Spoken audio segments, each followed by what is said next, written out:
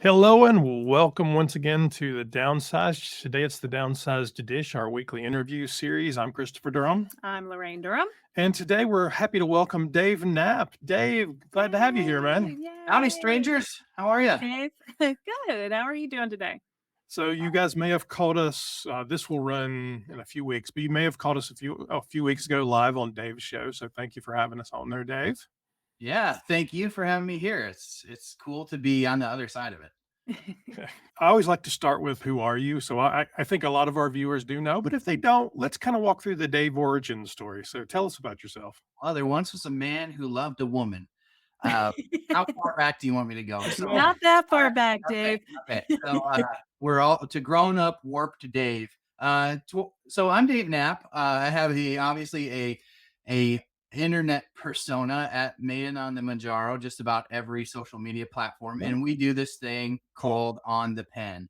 Obviously, a euphemism for the pens that we all use to inject GLP-1 medications, whether you're type 2 diabetic or taking it for chronic weight management. I was diagnosed in 2021 with type 2 diabetes. And in 2022, about a year to almost a date later, is when I was introduced to and started Mounjaro. And that's when I started my YouTube channel like that. I mean, I had the YouTube channel was attached to my Gmail account or whatever, and I'd made a couple videos here and there over the years, but that is when I started On the Pen, was literally the day that I started On the Pen. Oh, cool.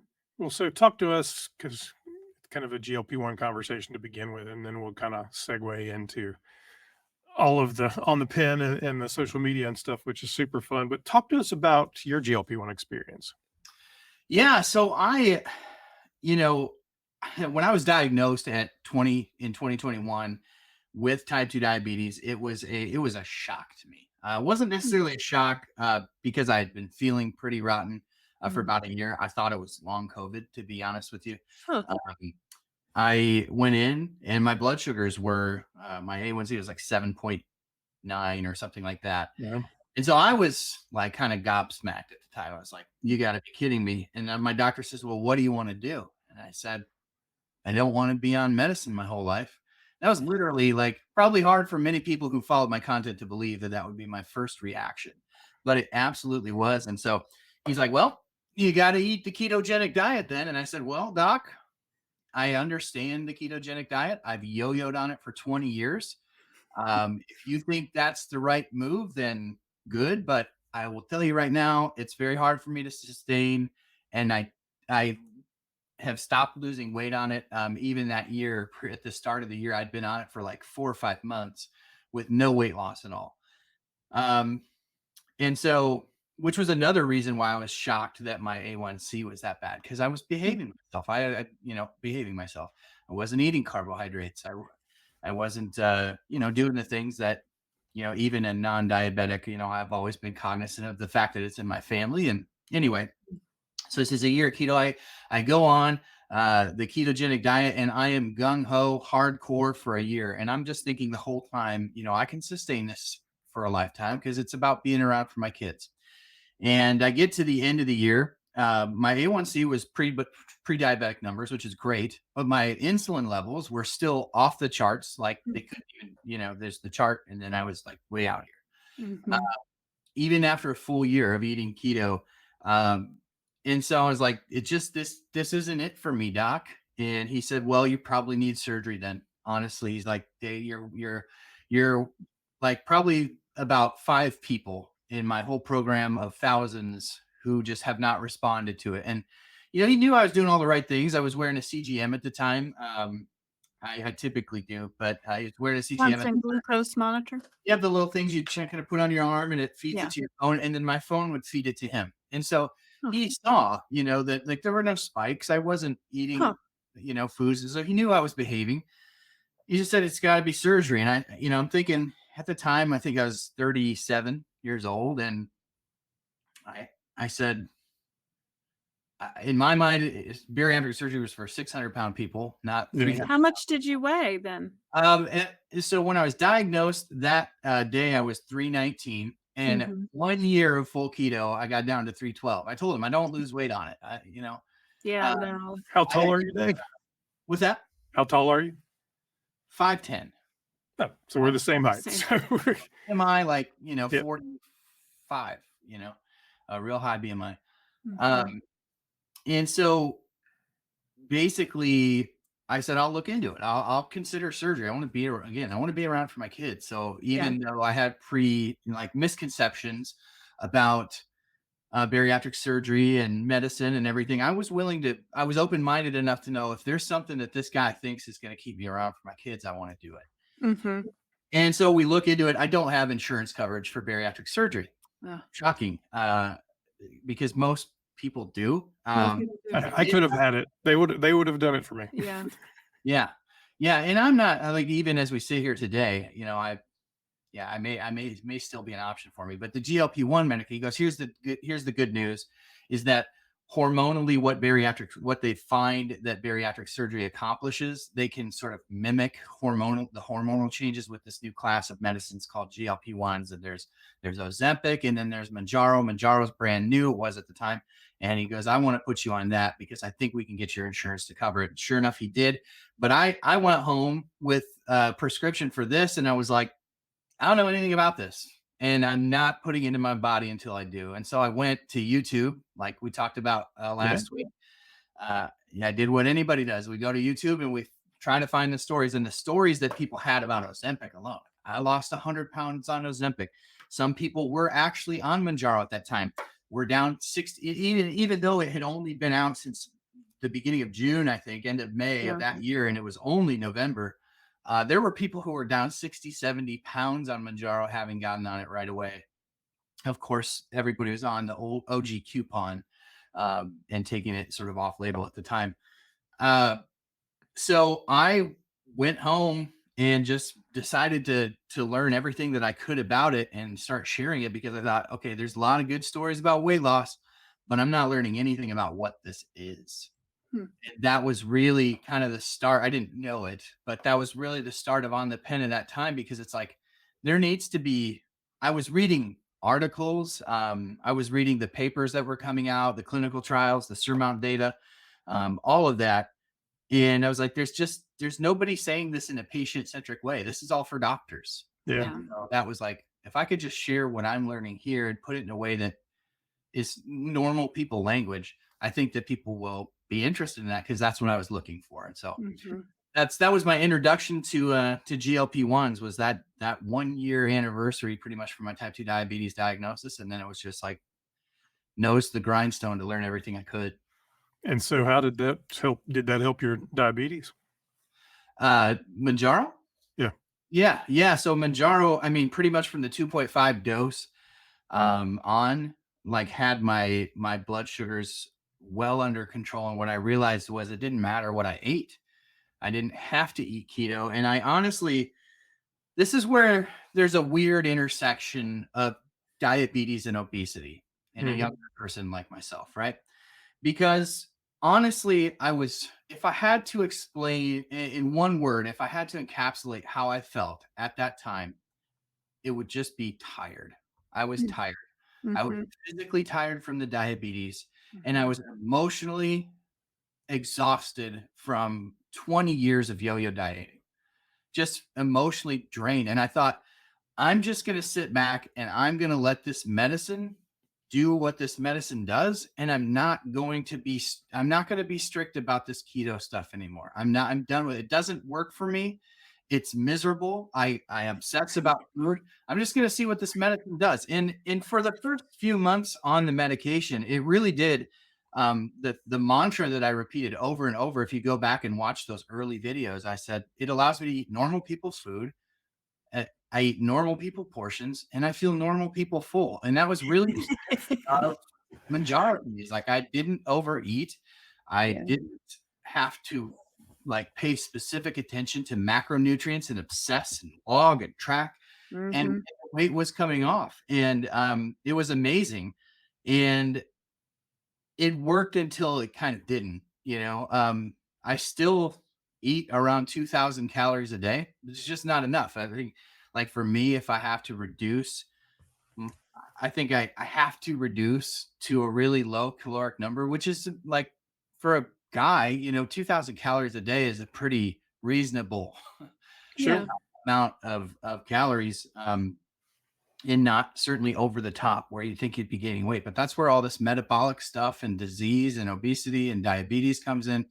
And so that's where I say, like, even to this day, I'm still open to the idea of surgery, because I'm not open to the idea of having to eat 1,200 calories to lose weight. I mean, I would be a miserable person to be around if that's what I had to do. How much did you lose when you were losing?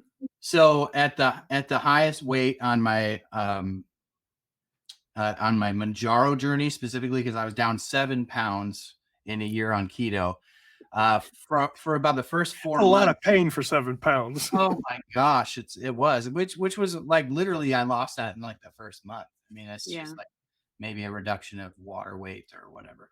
Yeah. My first 4 or 5 months, maybe 6 months on Mounjaro, I had gone from 312 down all the way down to 277, I think was my lowest. So that was 35 pounds hmm about. And then around that time, see, I had to do, in hindsight, I realized how much I was shot in the foot by this, but I had to titrate funny up through the doses, because Mounjaro people were on the old savings card and it was in shortage. And so I never got to try the 7.5 dose, and I never got to try the 12.5 dose, even though that's what I'm So you holding. jumped? You skipped it? So I went from 2.5 to Uh-huh. 5 in month Uh-huh. 1 and month 2. And then I jumped to 10. Ooh. Then I jumped to 15. So Did after you 4 months, I was on 15. Did you have side effects when you did those big jumps? No, You didn't. no, not really. There was one time where I sort of like ate too fast, and so I Yeah. consumed too much food, and I felt really sick. Yeah. Outside of that, like, I wasn't experiencing side effects really at all. Minor, if anything. And so that's why my doctor was like, yeah, might as well go up. The goal is to get you to the 15 milligram. That's where people did the best in the trials. If you're Yeah. tolerating it well, I don't see why. It's just for Yeah. new medication. So he's just Yeah. sort of treating it like everything else. In hindsight, it really seems like the people who do well, even diabetics who do well on these medications, they sort of camp out at the dose for as long as that dose works, and then Yeah. they tighten it up, right? Yeah. Instead of following exactly, the letter of the law from the clinical trials. Right. So I think I really shot myself in the foot there, not maximizing maybe what the medication could do. And it really did get to the point where the 15 milligram dose was just like didn't do a whole lot for me from an appetite suppression standpoint. The other thing that was sort of weird about my journey was I got to the 15 milligram dose, and then I did start getting really bad migraines. And in hindsight, I think that it was related to just not eating enough, which, again, I'm not really an overeater. I will maybe go for periods of time where I don't, even off the medicine, I'm not that hungry, but then I'll eat like a large meal. With the 15 milligram dose, I started getting these migraines. And so I, not equating it to not eating enough calories at the time, I just step back and dose. And I thought, why don't I start all the way over on the medication? Why don't I just go all the way back down to 5 milligrams, the first therapeutic dose, and actually see, like, maybe get the high concentration of the medicine out of me for a little while, and just start over and do the doses slowly. And so I did that, but while I did it, I gained weight. So I went from the 277 at my lowest, and then I got all the way back up to about 297. And I actually went for a little while on Ozempic, just because I had heard a lot of diabetics were like, actually, Ozempic was better for me from a appetite suppression. I went on Ozempic for multiple months, and it worked just fine for glucose control for me. It was a little bit more blunt in the appetite suppression category for me, where I could feel it in my gut, like, Mounjaro's not really that way for me. I never really, unless I eat, like when I eat, I'll maybe feel a little bit fuller quicker. But Mounjaro for me is like, I just don't think about, like, I almost have to remind myself. Yep. But Ozempic was more like, I don't want to eat. So yeah, that's sort of my my journey with GLP-1s, it's been pretty disjointed. I mean, for somebody who creates content about this stuff all day, it's why I don't spend a ton of time talking about it, because it's not a good sample size for what it's going to do for You know most. what? Well, but I mean, it is a good, I mean, it is an interesting story. So, a lot of people have had to jump because of shortages or had to stop because of shortages. So, and that, in your case, that, kind of slowed down your progress, I guess. Right, So, right. what dose are you on now, and what's your weight loss look like now? So I did go back to Mounjaro, and as around the beginning of this year, and I think I started at maybe the 10 and just didn't really do much for me. So then I went up to 12.5 for a couple of months. And then now I've been on the 15 for the bulk of the year. I've been on 15 milligrams. My weight right now sits about 287. So down from what I had sort of like gained back during that time.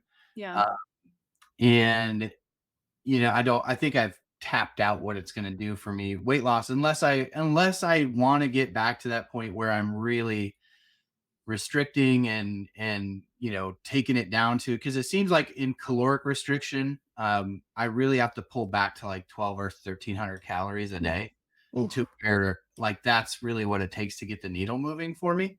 Yeah. Which is just like I feel terrible when I do it. I get headaches. I'm extremely tired. Hmm. Like no way to live, right? So it's that's where I go. I may be an ideal candidate for bariatric surgery. Like I may just be one of those people who just doesn't respond to these medications. If you look at the clinical trial for diabetes and weight loss with tirzepatide, like as I sit right now, it's like 8 or 9% weight loss. I mean, I was down obviously lower at one point with a higher percentage, but that is about where diabetics live for weight loss. I can't, it's a bit higher than that, probably like maybe 10 or 11%. Um, I don't know. I'm probably speaking out of turn because it's been a long time since I've looked at those numbers, but it's significantly less weight loss on average than it is in non-diabetics. Do you do any exercise? Yeah. So, I mean, so a lot of this has been a lot of stress in my life the last year. Matter of fact, my wife and I were just talking about this. I've had 2 job changes after being at the same job for 10 years. Eh. These are good, happy changes for our family, but they are change nonetheless. Yeah. My wife went back to work for the first time last year in 10 years. Oh, All 4 of our kids were in school. They were homeschooled before. There's been a lot of just big changes in our life. And yeah. so there's and obviously not everything that I'm going to share on the channel, but just lots of stressors in life the last year. Um, all of that, was kind of the impetus behind me trying to find a better balance between what I'm doing here and on the pen and my day job. Right. And now I'm working from home. And so the nice thing for me is that it's very easy for me to fold that in. So like I try to walk for at least 30 minutes a day, and if not an hour. And so I'm getting more movement than I did before. I mean, for the last 8 months, I sat in a car all day for work. I mean, I was in a car for almost, and not like UPS, like you get out and you sprint and then you're back in the car. Like you're in the car for 3 hours on your way here, and then you're Yeah. an hour here, and it's just all sitting. And that was another reason why I was like, I can't do this, because I can't metabolically afford to sit all day. So I have been incorporating that. Could I do more? Yeah. Will I probably incorporate some more, resistance training, stuff like that? I do get a fair amount of activity just because I have 4 kids too. So when they come home, it's like not always like scripted movement, right? But I'm always playing ball with the kids in the lot next to our house. And like I do try to be an active hands-on dad with my 4 kids. And so I do get a fair amount of movement.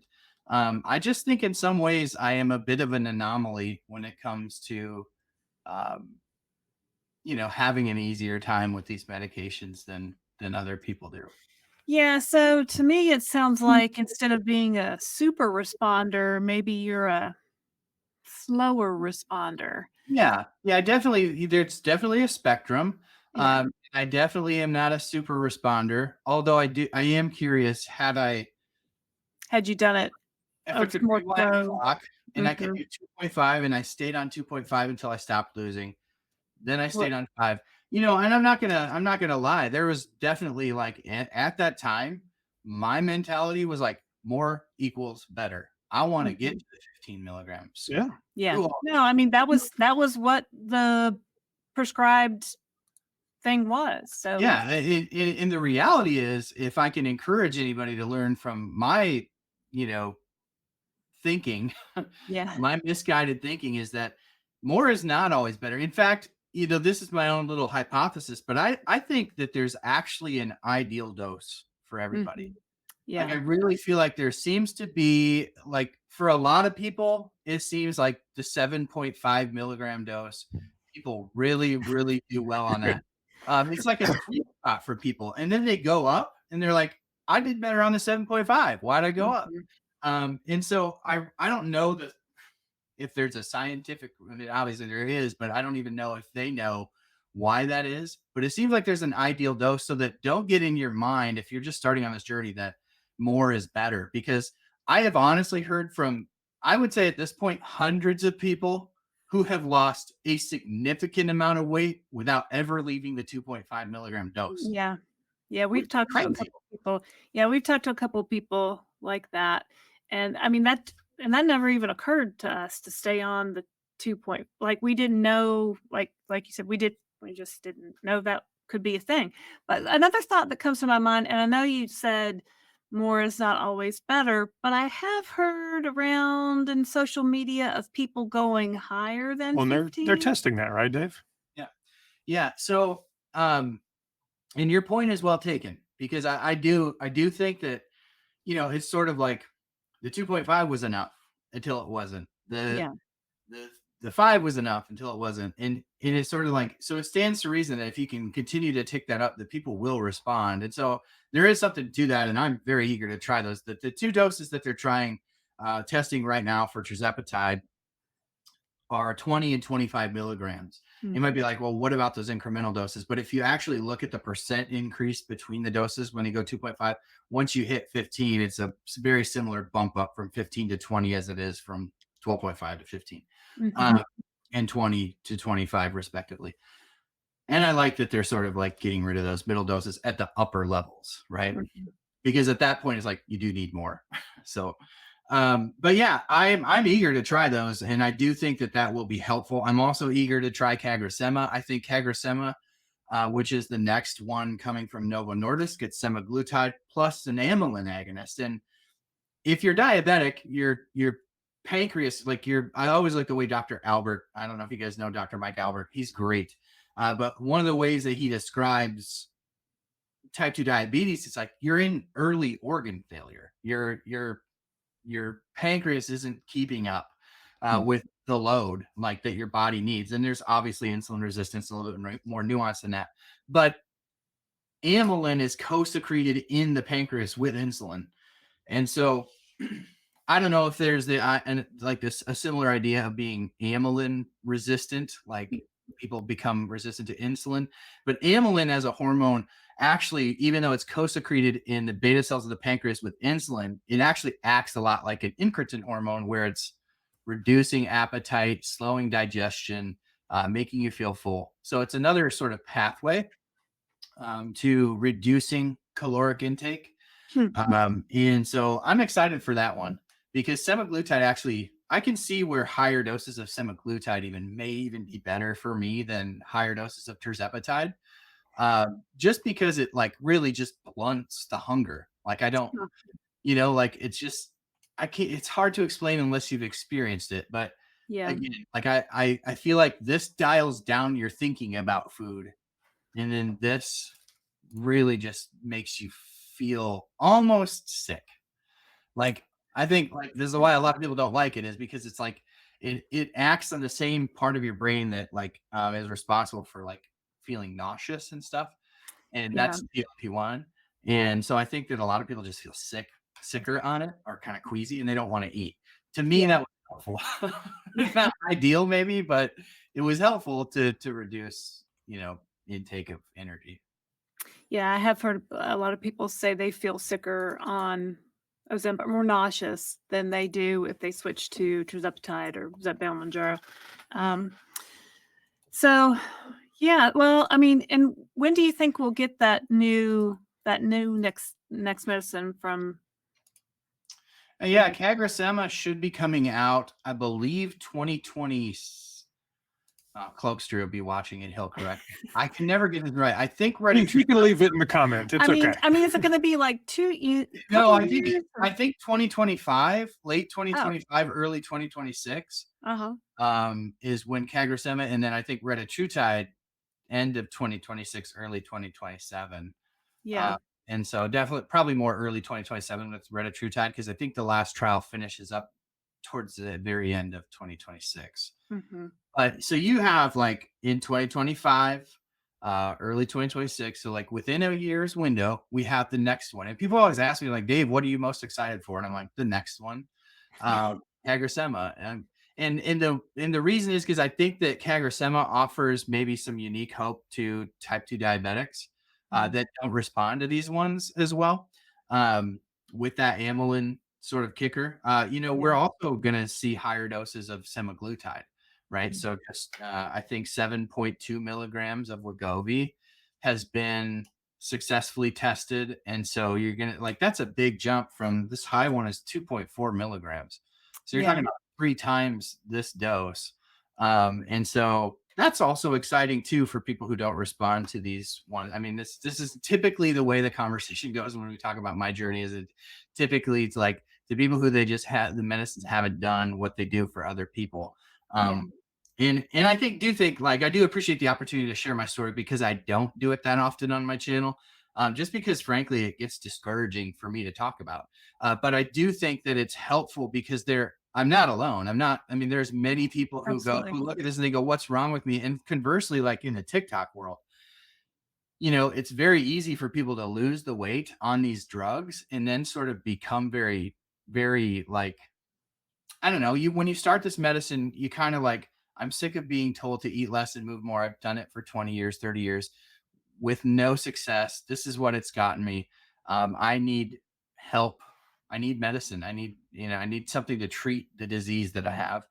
Right. It's interesting how quickly and this isn't the majority of people by any means, but it's always the negative voices that kind of ring loudest in your head. And you're like, well, you just need to do this. Well, that's what people told you before you found the medicine. And just because the medicine isn't working for the next person the same way that it worked for you, because I mean, Yeah. they're just some of the ways people describe these medicines and how they feel when they're on them, I can identify with zero. Like, I've never been able to identify with somebody who's like, I used to eat this, now I can't look at it, or I Mhm. can't be around food, I'm never hungry. It makes me like I can identify. I've never had a hard time eating on any of these medications. Yeah, I mean, do you feel you get full faster? Do you feel like you get that signal that, "Hey, I'm full," where maybe you didn't before? Initially on Mounjaro, I definitely did, because Mhm. you go back and look at those videos where it's I feel normal people full. And I remember like the first couple of times eating when I was on Mounjaro, I go, I've never actually felt this way when I eat before. I have Yeah, no memory, no recollection of actually eating a meal and right, looking down at the food on the plate and go, I actually don't want to eat that. right. That was, I just had never experienced that sensation. Now, it's to a much lesser extent now that it's like that. But again, um I don't eat a ton, which I think is like, Yeah.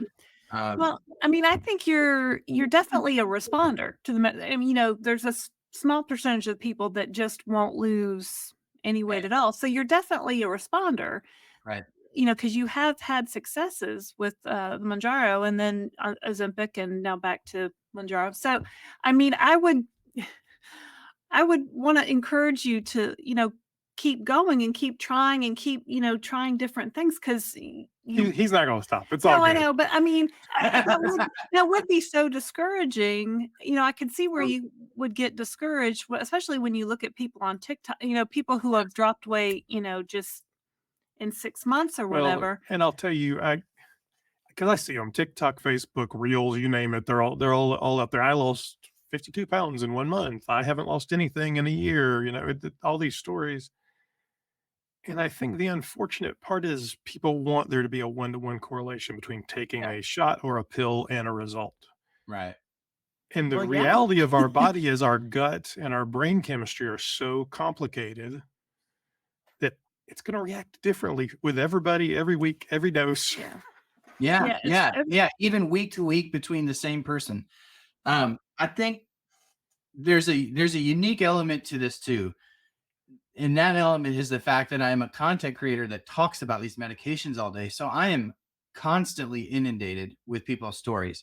Yeah. It is not even that I consume that much social media. It's that comments and I mean, just like I put a video up on TikTok and it'll have 300 comments on it. Like I can't even read through. I don't have time to read through them all. But you do read through them and you're like, it just makes it hard to talk about your own journey when you're just not having the level of success that other Yeah. people. Just about, I'm definitely in my comfort zone when I'm talking about these medications, what they can do for people, how they work, what other ones are coming, what the news is about. It's definitely less in my comfort zone to talk about these, and how my own journey has sort of evolved with them. But I do agree with what you're saying, Lorraine. Like I do respond to them, so I am hopeful that maybe with Kagrasema, and maybe even retatrutide down the line, that maybe through pharmaceutical drugs, I'm able to avoid having to have surgery because it's not ideal to me. I mean, I know that many Yeah. people will say to me, "Well, I had this surgery or that surgery, and it was the best decision of my life," right? But I've also heard people that say the opposite, and I'm still a young guy. Like I always people are like, how old are you? I'm like, well, metabolically, I'm about 73. Oh, stuff.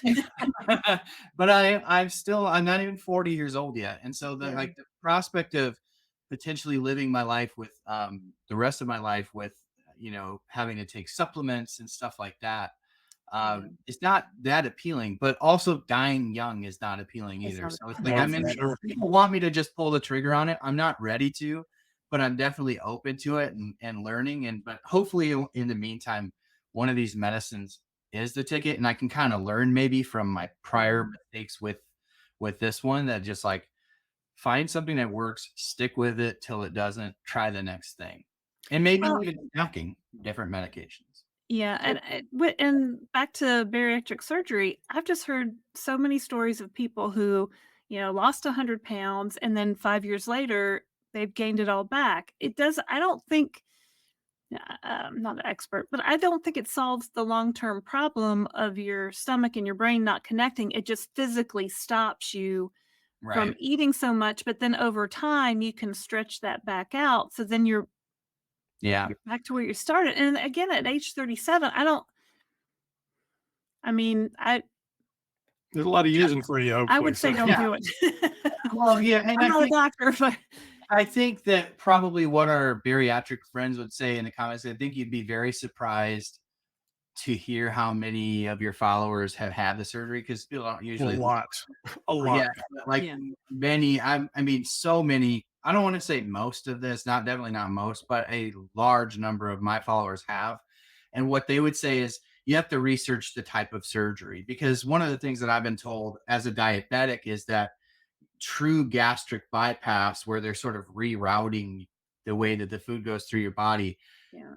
on the operating table, pretty much reverses type 2 diabetes. Like you don't even have to lose the weight. It's like your body just kind of reconnects uh, hormonally to where it just, I mean, this is what I've heard about that specific surgery, but that's not true about the gastric sleeve. It's not true about, these different, and there's like 5 or 6 different kinds. One of the cool things that like I've been reading about lately is even like the lining of your gut and the lining of your was it duodenum? Like there's therapies coming out. Like one of them is a device that just like goes inside the lining, and it's like they put that in there and like instantly, like I don't know if it reverses type 2 diabetes, but it's like what they're finding is like so much about a gut health. And that's, so if you're like like where are you at today? Like what are you trying today?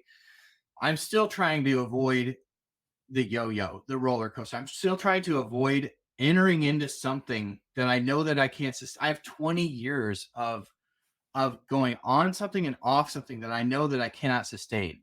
I'm not interested in it again. So like I'm not whining about still being overweight. I understand that there are things that I could do that if I just wanted to get dramatic about it and drastic about it, the weight would come down. The problem is it would be a pendulum and it would swing back the other way at some point. Drugs are not. I can't sustain a lifestyle where I'm just eating chicken and spinach for every meal. Yeah. I think one of the things that I'm very interested right now. So one of the things that I am like that I've never done a good job of cutting out is diet soda. And Mhm. so one of the things that I've been learning about is like how some of the artificial sweeteners that are out there are just they wreak havoc on your gut. And Mm. what I've always heard that, but when I heard it, I'm like, who cares? Like I'm not drinking the sugared version, so my sugars aren't Right. like I don't really care about my gut. Like I just assume like I hear that and or used to hear that, and I would think bathroom habits. Like whatever, I'll live with it.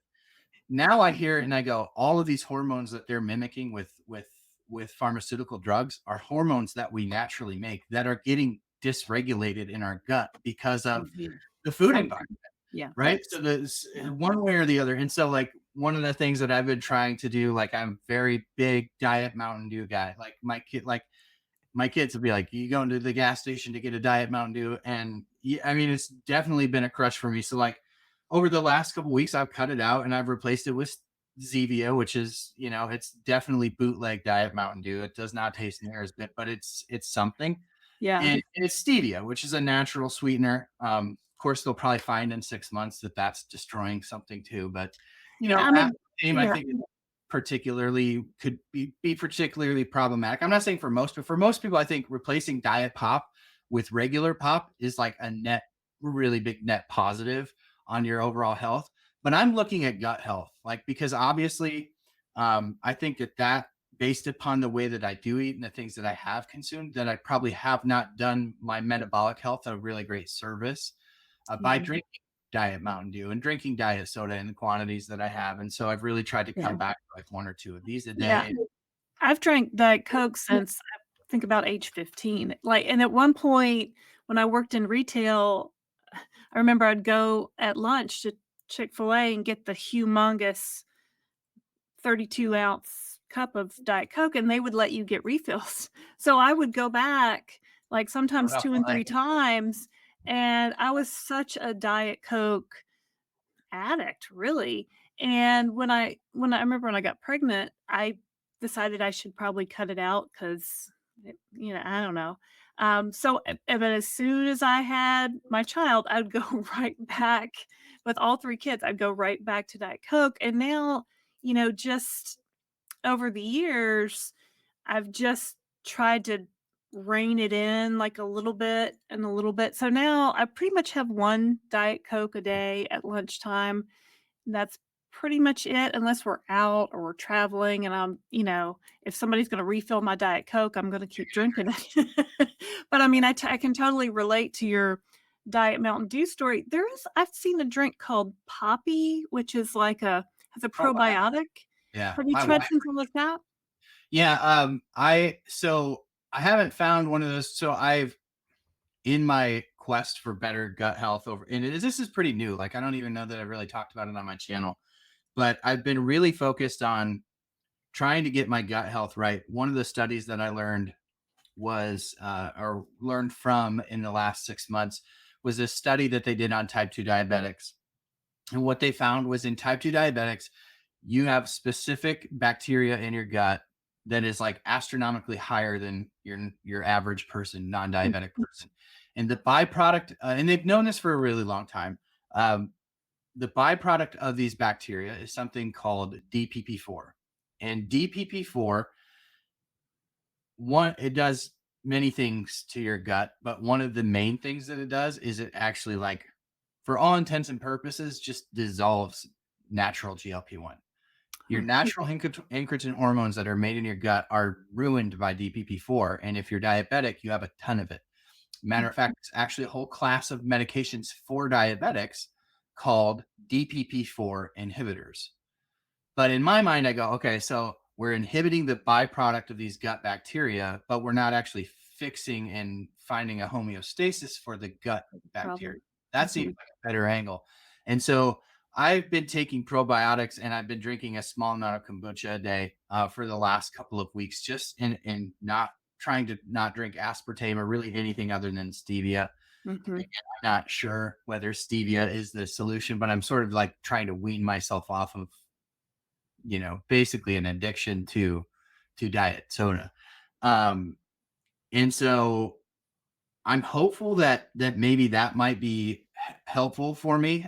Just trying to look at it from different angles. Like, how can I care for and nourish my body in ways that are advantageous instead of just always looking at it like, what can I cut out? What can I, Yeah. what can I take away from my diet now that's going to help me to get to the weight that I want to be in more looking at it more holistically, like what are the habits that I have that aren't helping and how might they not be helping? And to me, if I can get my gut hormones, or I can get my gut healthier, hopefully I can get my hormones healthier. And, just the natural GLP-1 that we make and the natural GIP that we make. And how has the kombucha worked for you? We have in my real world business, I know a guy who owns the largest private brand kombucha manufacturing in the United States. It's actually in Nashville, North Carolina, and he swears by this. He will preach the stuff up and down. Is it Synergy? Well, it's not it's a company called Fed Up Foods, but they make brands of other things. Oh. So, how is it working? I don't know that I can answer that Mhm. because I don't know. I'm hopefully well. But it's like obviously gut bacteria is not like one of those things that's super measurable. Yeah. Bowel habits, maybe, I don't know. But like I feel like that's one of the things that these like instantly helped with. Like they just Yeah. sort of like gave me sort of a leveling out of normalcy down there. But to answer your question about the poppy, like it's hard to find those probiotic drinks in kombucha that's like lower in sugar, which I do have to be cognizant of because if Yeah. if I let my blood sugars go like this, That's not good. I feel like trash the rest of the day. Yeah. I do have to be Well, conscious. in the Diet Mountain Dew, that has a lot of caffeine. I mean, diet soda wise, right? Isn't that like the highest? I think it's higher in Need. caffeine. Certainly not like energy drink levels. I Mhm. actually don't tolerate caffeine very well. Yesterday morning, I had a meeting and I had a coffee. I was like, this is a huge mistake. And I felt like garbage the rest of the day. I don't really tolerate caffeine all that well. Interesting. So, it's whatever. It hasn't seemed to affect me that much, but Well, so let's jump over to the social media. So you started taking the GLP-1s. You had this YouTube thing that you weren't really doing anything with. So what happened? What was the impetus to get you to TikTok and all the other social media, and kind of talk us through that? yeah. So as I kind of mentioned earlier, it was just a deep desire to understand what these medications were before I put them in my body. Mhm.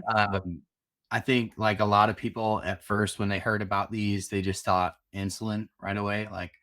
Um, and so, I think it was a deep desire to understand these and a deficit of good information that was like, I can talk about, I can learn about this stuff and I can talk about it. So why not put something out there? It's going to be helpful to people. And so I put it out there and it really resonated on YouTube here. And it really like, honestly, on the pen, if you like go over to my channel and you consume any content, especially the shows that I do, the Thursday show that you guys were on last week, it's like, it's really been a community driven thing. It's like, I put something out there. If the community likes it, we just do more of it. And so we're like, tonight will be the 80th episode of On the Pen Live. And it's like, a combination of just like really the sort of the community takes on its own vibe and its own personality and that sort of drives the content that I make over on the pen. And so we just sort of infuse into that kind of cheeky fun thing that we do over on the pen some of this deep information about clinical trials, new medicines, and all that stuff. The interesting thing, like I never intended to be anywhere but YouTube is like really the only social media platform that I've consumed consistently throughout my life. I've seen little, different things pop up and I maybe tried it for a little bit. Facebook I've been on, but I don't really consume there because nobody likes to consume stuff on Facebook unless it's somebody's, baby or puppy or, like You do. I mean, I'm 55. I'm much older than you, so I think, my generation, like, maybe views it I as like it. I like it for keeping up with people to the yeah, extent that they post stuff, but like yeah, people, I feel like my generation, which isn't that far removed from yours. I mean, I'm like just barely a millennial, right? yeah. But like I think most of the people that are my age, like they went over to Instagram, and so Yeah, nothing's real over there. Everything is just this whitewashed, like Yeah. and then my Facebook feed is just toxic politics and stuff that is like stuff that gets my blood pressure boiling, and so I just have to like check out from it. But I do didn't ever intend to be anywhere from you besides YouTube, because YouTube is where I've learned to do everything from changing a light socket to fixing an issue with my car, and like that's always how I've used it. It's just a yeah. resource to learn. And many people that were consuming my content over here, especially around I've always really efforted to keep people on top of the savings card stuff, because that's such a critical Mhm. piece of people maintaining their access to Yeah. this medication. People were sort of regurgitating the news and the slides and the stuff I was putting together for the Mounjaro savings card. They were putting it over on TikTok. They're like, I got 10,000 followers over there. I'm like, I've been scraping to get 3 over here. Like, I got 30,000 views on a video. I'm like, I don't have 30,000 views in the last 3 months. Like, so it was like, that was like, I was like, if my content would do that well over there, I would do right by growing this to whatever it's going to be there. And so that's like when I got on TikTok. And then on TikTok, it's just works a lot better with my family life, because I Mhm. can read an article and then I can go blah, blah, blah, blah, blah, blah, blah, blah, blah, blah, post. You're here, it's like it's a whole production. There's a set, there's a show, you're booking guests, you get it. So Yeah. a lot more of a time commitment over here, and so that has really become my short form world, and over on TikTok, and I repost to Instagram. And then this over here is like, this is where the real substance happens: the Mhm. show, the community, the podcast, like the deep stuff. Like TikTok's a means to an end for me, That's because it's interesting. like it's devoid of nuance. People won't, you put a 30-minute video, people aren't going to watch it for 15 seconds. It doesn't matter over there. Yeah. Here you can put a 30-minute video and people watch all the way to the end. And so that's what I love about YouTube. Really, everything else that I do around YouTube is just designed to help grow this over here, because this to me is what matters. We've talked about this for the last almost hour. My journey isn't easy. My journey with these medications hasn't been easy. I'm still very much in the thick of trying to figure out my own health. And so like it's easier to do that in community, and the community over here on YouTube is just second to none. And so I love what we're doing over here on YouTube. I love to see other creators like y'all over here in the downsized. There's a couple others that are kind of popping up here and there making content in this.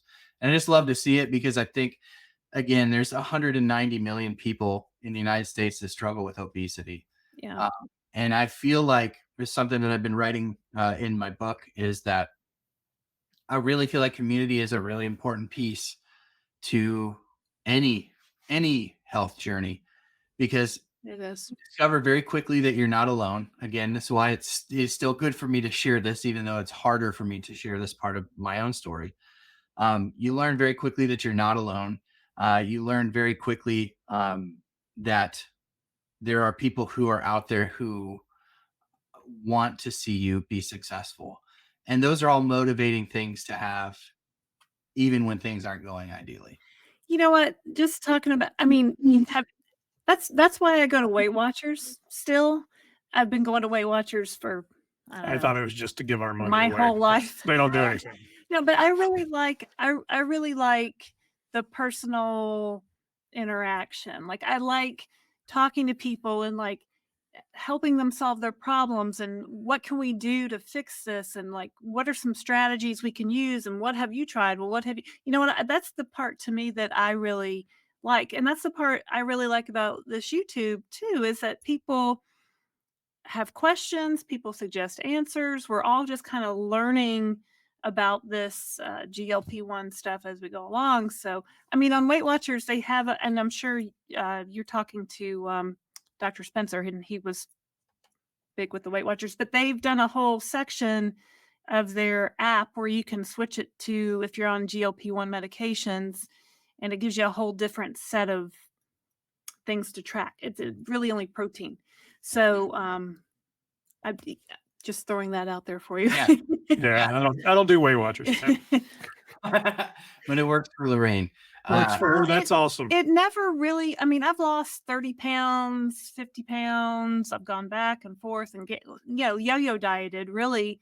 How many times have you lost 30 to 50 pounds? 10 times, 20 times on Weight Watchers? 3 or 4 So or when people 5 go, oh, those GLP-1s will never keep it off. Well, what does? Well, Right, I mean, and I think it's really the talking about it and the thinking about it, and maybe sometimes although I hate it, writing down what I'm eating and really looking at, am I doing all the things? And I don't know. That's Well, so tell us about your book, though, because you mentioned that. So tell us what you're doing. When do you hope to get it out, the whole 9 yards? Yeah, I mean, I hope to get it out 2-3 weeks ago. I'm hoping before the holidays kick into full gear. My whole heart behind the book is really just an extension of what this is at On the Pen. It is to make the information around these medications accessible to the average person, to make big medical concepts understandable for just the average Joe or Jane who is like struggled with their weight, or even better yet, loves someone who has struggled with their weight and doesn't understand these medications. I want to be able to weave in sort of my own personal story and my own personal journey with both obesity and type 2 diabetes into this book that gives the history of the medications, the current state of the medications, the future of these medications, and all woven in their stories from the community. And the whole heart behind it is that people will be able to take this book and just pass it on to somebody and just go, here, like, these medicines have changed my life. You want to know why, how, all that? Like, this guy can say it better than I can.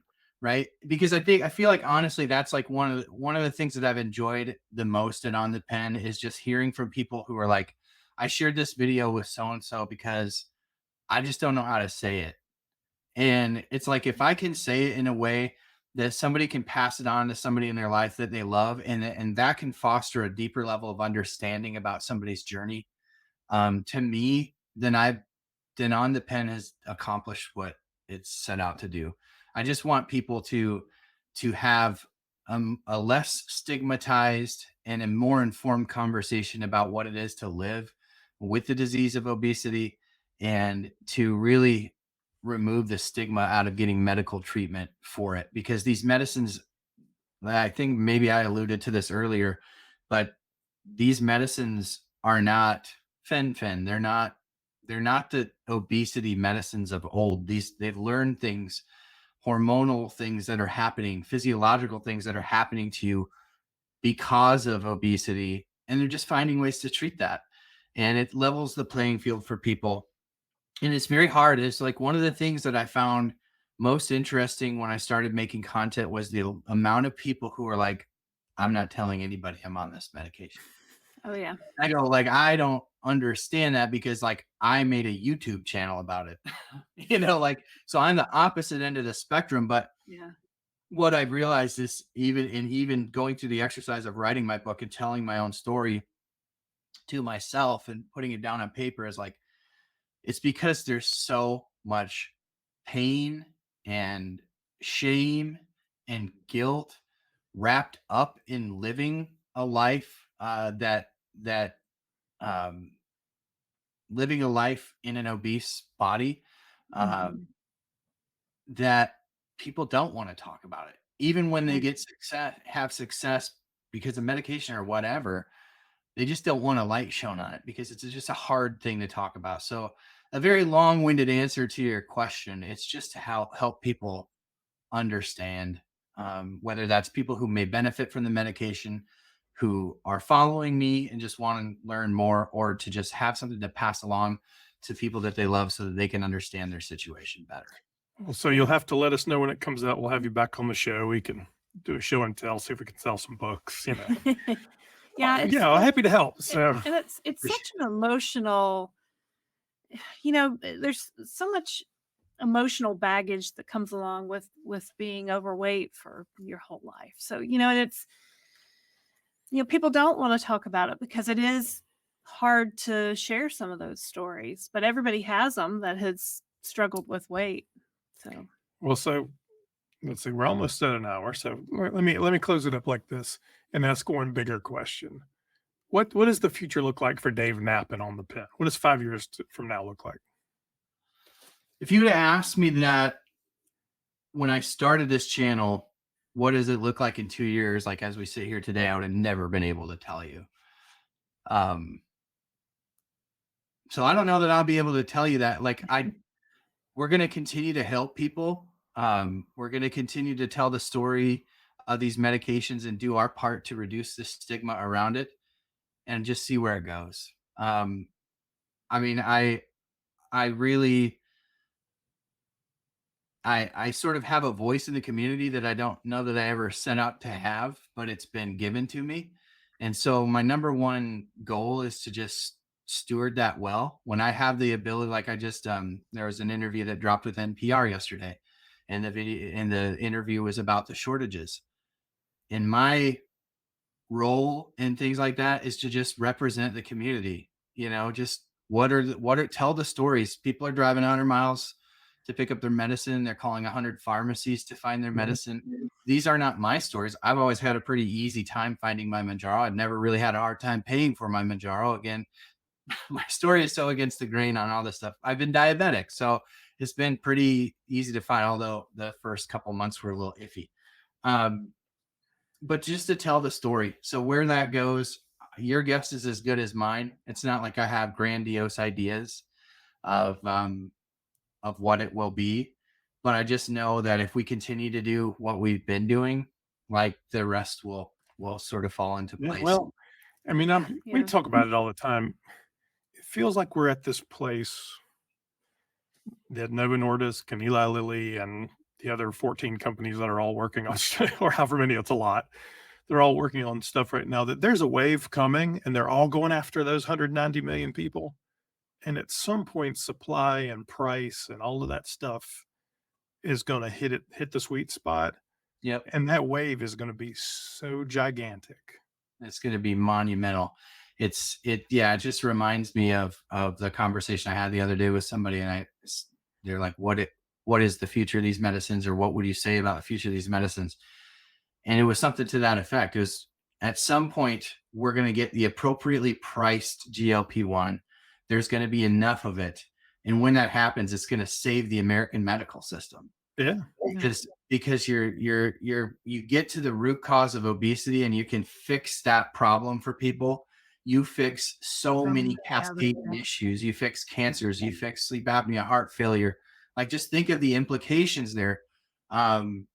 We will get there, and it's hard for people to think in terms, because everybody's thinking in terms of now. I need this medicine now. Right. I'm sick now. I want to fix my problem now. Yeah. 5 years will go by in a flash. I mean, I started On the Pen. I feel like I started On the Pen yesterday. And we're, having interviews with Fortune magazine and just like this mind-blowing stuff. But it's like, I just started this. This wasn't ever supposed to be this. It just, and so, yeah, you're exactly right. And there will be a huge wave, and hopefully we can continue to just keep bringing people good information. And I think as long as people like the Downsized are out there and On the Pen's out there, and whatever springs up tomorrow, there's 190 million people, and we need a lot of different flavors of. Yeah. Well, I think my 5-year prediction for you, Dave Knapp, is that you continue to be an expert in this field. You continue to put out content that people go to.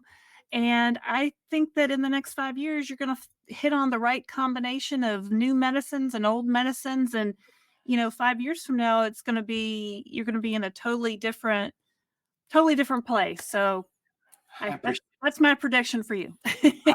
I like that prediction. Yeah. Well, we visualize, right? We make it happen. I mean, I do wonder whether this phase of evolution for GLP-1s, we'll look back on one day and think it was kind of like the horse and buggy era, right?